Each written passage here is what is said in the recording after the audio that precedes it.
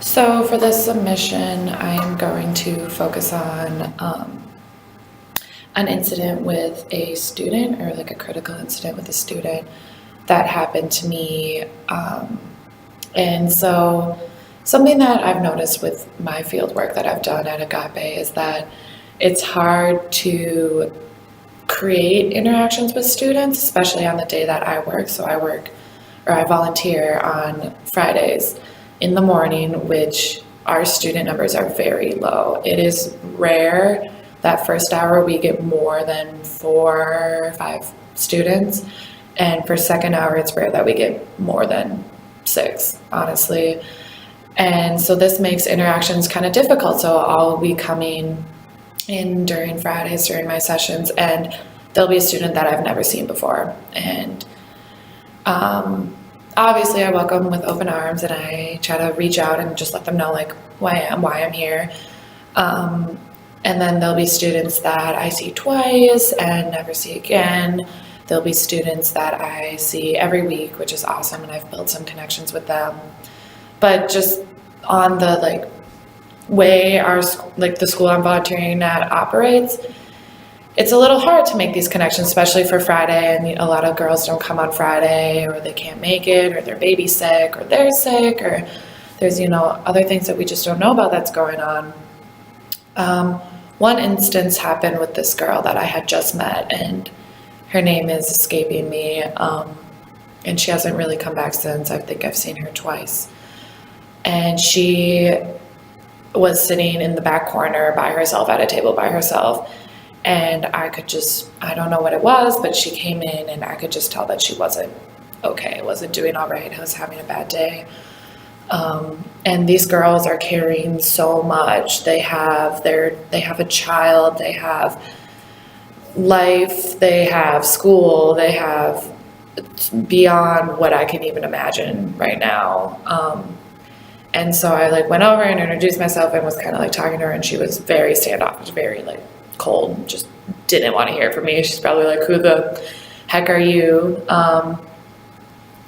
So I, did my rounds, went around. I work a lot with the non-native speakers, and I've created pretty good connections with them, even though there's that language barrier. I really like to, work with them because they need the extra help, because math is its own language on its own. So then working with them kind of that's got to be a huge struggle. So that I'm there for that extra help. But I kind of made my way back to her, and she was all the signs of having just a rough day, head down on the table, looking at her phone, not doing any of her assignments. I asked her, me and Shannon were tag teaming this kind of, do you want to go to the nurse? Are you okay? Do you need to talk? Nothing, none of that. So then I decided, instead of coming at her with a sort of administrative approach, I came at her with a more of a friend approach. And I saw her picture of her son in her binder. She had a bunch of pictures of her son sitting on her school binder, and it was in the clear part. And so I thought, what mother doesn't want to talk about their kid? And so I kind of came at it with a endearing and supportive, oh, your baby's so cute. I love that picture of you guys. When was that? How old's your baby? What's his name? Weirdly enough, I do remember the name of the son. His name was Jackson. I just really like the name Jackson, so maybe that's why it stuck with me. But she instantly lit up talking about her kid, and it gave her a sort of passion where she can focus on, instead of maybe something that happened that morning. And as I was finding out more about her kid and his funny ways, and their relationship, that she loves him more than she loves him so much. She was showing me millions of pictures they had together, and she was saying that he looks just like her father, or not her father, oh my gosh, he looks just like the father. And then she got kind of cold and standoffish again, and I was sensing some vibes that there was discomfort with the father of Jackson. And so I was like, oh, okay. And then I'm like, I think he looks a lot like you. And I really do. He did look a lot like her. And she showed me a picture of the dad, and trying to keep my biases aside. It was hard, but I was trying to keep my biases aside.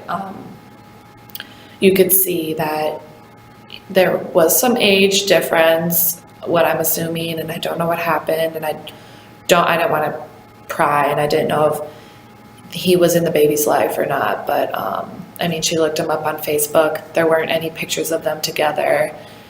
And then I took this role of like her passion, and I kind of turned it into, you know, maybe getting her schoolwork done, like working on something that, like, they were working on portfolios to put together for their midterm, and getting this together for her. I was like, you know, like, you being such a huge role in your son's life, like, just you being here is so inspiring, and telling her that she's doing this for him, and that's huge, and reminding her that this is why it matters. This is why her coming, her doing her schoolwork, her passing, her getting her high school degree matters for her son, and putting it in that perspective really empowered her. And for the rest of the hour, gung-ho working on this portfolio. Like, I'm telling you, she was putting all her effort into it. And anytime I'd walk over, she would smile and we would talk about it.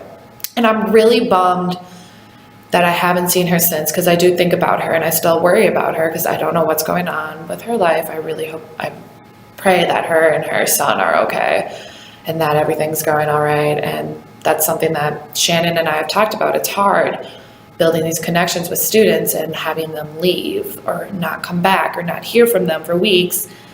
You don't know what's going on. You can't really reach out. You can't track them down. I mean, there's limits that they have, and if these girls don't want to come to school, there's only so much that you can do. And so I just felt that for me, and for feeling like discouraged about not having an impact on these girls, like feeling like I didn't have connections with these girls because of like high turnover and like attendance rates, it was very inspiring to me that I like made a connection with this one girl, even though I haven't seen her since.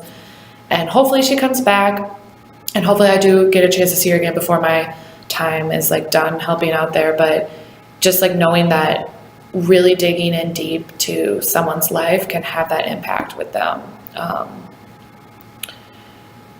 Yeah, so thank you.